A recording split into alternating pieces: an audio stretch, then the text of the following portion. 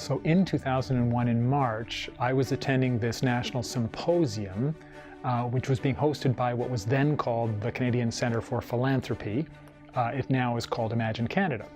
And so the symposium, bringing together a number of nonprofit people from across the country, were exploring the question of how do we tell our story.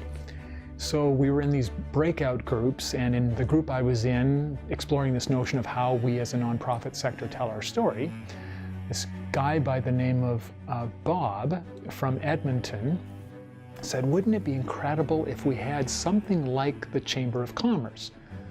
Call it Chamber of Charities, whatever we call it, but like right across Canada we had all these organizations that were really umbrella organizations for the nonprofit sector. I just thought it was a great idea. This is brilliant, right?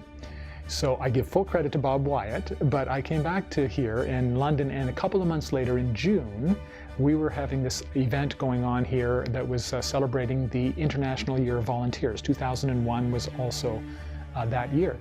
So there was an event with about 200 people, so I signed up because I needed to talk to some people about this idea if we were going to get any legs on it. So I went to this event and just kind of talking to people about, hey, what do you think about this idea of kind of a chamber of charities kind of notion? There's some people interested, but I knew that if it was going to have traction, it needed to have somebody speaking to it who had more authority than I did. And so during the lunchtime, you know, we're going through the lunch line of the buffet, and I noticed Elaine Pensa there. Now, Elaine, who has since died, is the wife of Claude Pensa of a large law firm in London, and Elaine was a fantastic person in the charitable sector. And so I said to Elaine, here's this idea. So a little later in the afternoon, she said to the people in the crowd, hey, there's this guy over here who's got this idea. And so we'll have a meeting. And so we had a first meeting about a couple of weeks later, and there were 5 people there. And then we had another meeting, and there were 12 people there, and then it just started growing and started continuing after that. There were a couple of reasons why I think the dream, this idea, became what it is now. The first thing is that we stayed, and still Pillar stays, focused on the 2 most important parts of the dream, of the vision. And the first one is that we would increase the visibility and credibility and capacity of the nonprofit sector, telling the story of the sector and making it as strong as we can make it to be by really supporting all the members of the organization. So that's the first part. And the second part of the dream from the beginning is that we would be one of 3 pillars with the public sector and with the private sector, that what if all the 3 pillars are always working together to address the biggest, most important challenges in our community.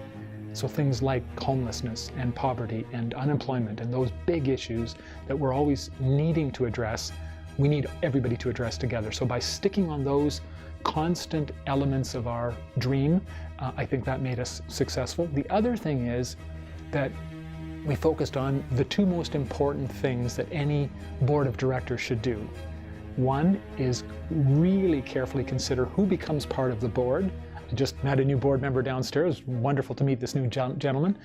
So we have a very careful vetting process right from the beginning to ensure that the board gets the best people representing the broadest part of our community, and that we have really good nonprofit governance in place.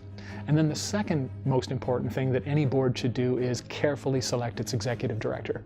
So we were very careful right from the beginning and to the present in having the best possible executive director to lead the organization. So those would be 2 things that I think were really important right from the beginning.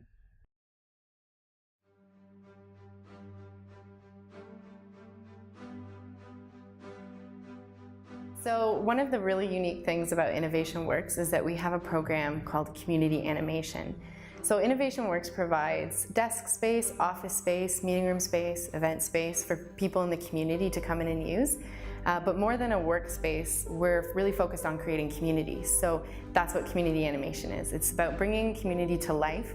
And so myself, our director, and our team of volunteers create opportunities to bring people together so that they can learn from each other and support one another and enjoy their workday. So there are multiple different ways that you can get involved at Innovation Works and experience community animation. So you could get a flex desk here, a permanent desk, office space. You can also volunteer. We have a program called the DECA Volunteer Program, which stands for Desk Exchange Community Animator. And those folks come into the space and they help create that sense of community, and then they get to fully engage in the space here. You can also become a pillar member. So if you're not interested in getting space here, but you want to be involved in the network and stay in the loop of what's going on, you can become a member through our website. So becoming involved in the Pillar Network or getting space at Innovation Works can be extremely beneficial to community members. Not only does it give you a community space that you can come to and work out of or connect with other people, but it gives you the opportunity to learn about other organizations in our community, other businesses, and individuals that are invested in positive impact. And you get the chance to learn together and support one another.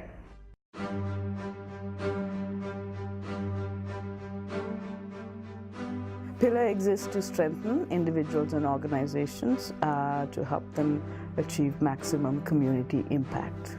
Well, equity and inclusion is a key vision of Pillar, and it's in our core priorities. So we do a lot of work to try and work within our organization and support the nonprofit social enterprise, social innovation network to be as equitable and inclusive as possible.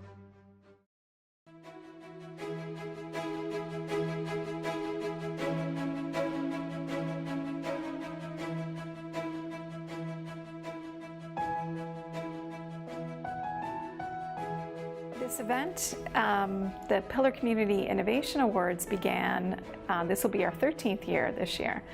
And it began from a desire to celebrate and acknowledge the good work that's happening in our community.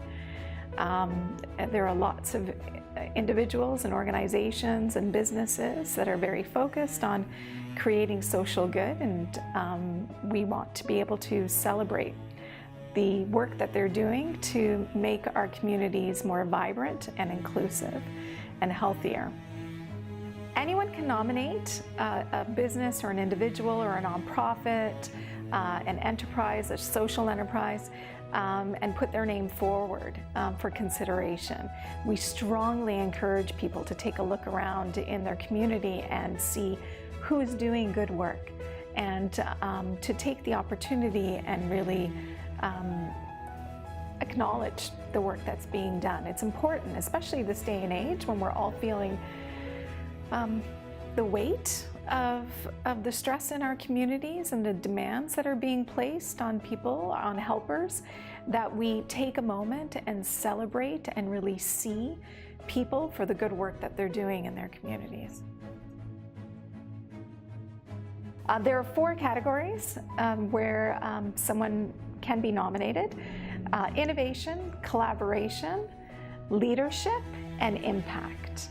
And we also have a 5th category, which is called the Community Choice Award, and that gives opportunity for our other Londoners, other community members, to express their selection and vote for their favorite nonprofit or individual or organization that's doing good work.